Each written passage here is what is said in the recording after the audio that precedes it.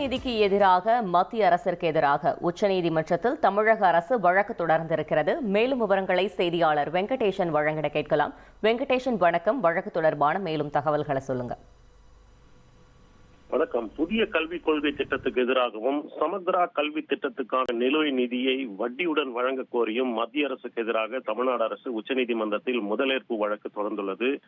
இந்த முதலேற்பு வழக்கு என்பது குறிப்பாக இரு மாநிலங்களுக்கிடையே அடிப்படை உரிமைகள் பறிபோகும் போதும் அல்லது மத்திய அரசால் மாநிலங்களின் உரிமைகள் பறிபோகும் போதும் தாக்கல் செய்ய வேண்டிய அந்த அரசமைப்பு சட்டம் மாநிலங்களுக்கு வழிவகை செய்கிறது. அந்த வகையில் தான் இந்த முதலேற்பு வழக்கை தமிழ்நாடு அரசு உச்சநீதிமன்றத்தில் தாக்கல் செய்துள்ளது.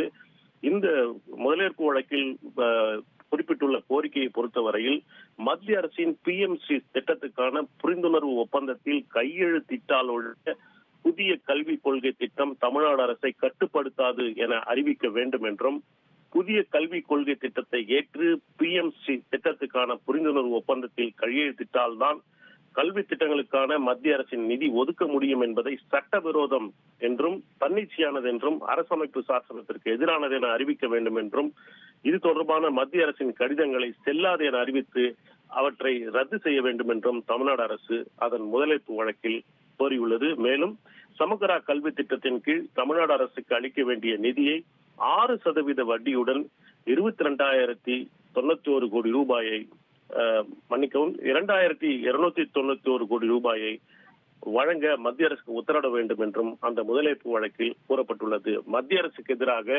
மாநிலங்களின் அடிப்படை உரிமைகள் தற்போது பறிபோகக்கூடிய சூழலில் இந்த புதிய கல்விக் கொள்கை திட்டம் மற்றும் சமக்ரா கல்வி திட்டத்துக்கான நிலுவை நிதியை கோரி தமிழ்நாடு அரசு உச்சநீதிமன்றத்தின் கதவை இந்த முதலேற்பு வழக்கில் தொடர்ந்து அந்த கதவை தட்டியுள்ளது குறிப்பிடத்தக்கது.